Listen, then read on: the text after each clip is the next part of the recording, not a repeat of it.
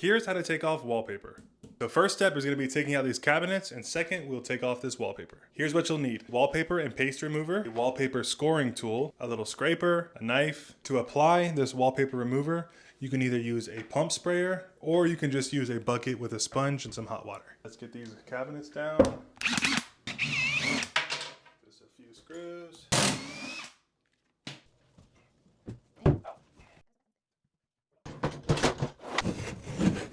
Right now I'm just cutting the silicone that we use to attach this so we don't create more work and rip the drywall up. That's some good glue. This countertop is brought to you by Liquid Nails. Oh my goodness. Who put this thing in? You did. Oh yeah. There we go. Yay! There you have it. So now that the cabinet's out, I'm gonna remove these wall covers. Louis is my apprentice for today.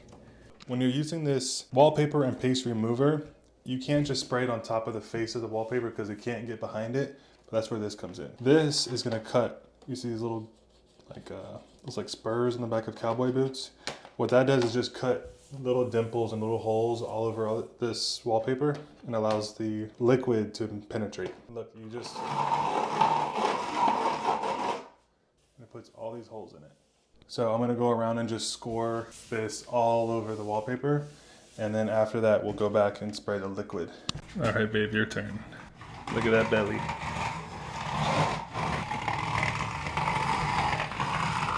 Next, you could put this in either like a spray bottle. I'm gonna use this. Per the instructions, it recommends using this. Or like I said, you can use just a bucket and use a sponge to put it on the wall. Once you spray this on the wall, you want it to penetrate for 10 to 15 minutes at least. Now let's spray it. There we go. You can see it already seeping into the spots where I put the scores. I'm gonna set a timer for 15 minutes and we'll come back and start peeling this off. It's been 15 minutes. Now we're gonna test this thing out and see what we got. Instructions say, like, if you have any problem areas, then to respray and let it soak again. But this is what you're trying to avoid. Let me show you. Let's say I didn't use any remover. This would be happening on like a major stage. On all the wall, it would rip up the top layer of the drywall and possibly more damage. So this is what the adhesive remover does.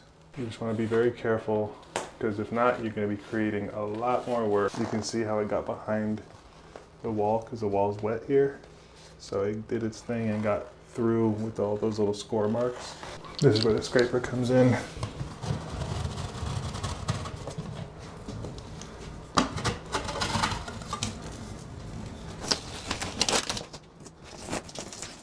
This is what you want to avoid. So I'm gonna keep rolling with this one little corner, but if it keeps doing this, I'm gonna stop and spray it again.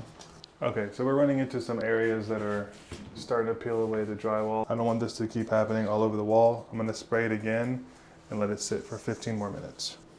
Take two. There we go. No. Way easier.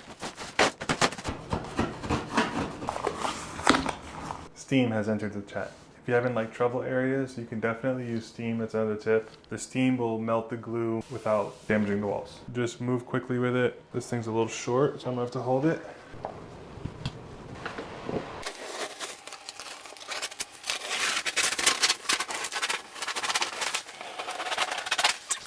All right, so whether you use the steam or you use the liquid wallpaper remover, you have all the tools you need. This is very important. Don't skip this step. This tool makes sure that you can get behind the wallpaper for easy removal. What we did is we sprayed it once, let it set for 15 minutes, and it worked well, but you see in the beginning with that first coat, it didn't quite soak deep enough. So when we did it the second time, we had much better luck on the second half of the room. Now that the wallpaper is gone, the last step you want to do before you're done is to clean this adhesive remover off the wall before you do any paint or add any new wallpaper. And that's how you remove wallpaper.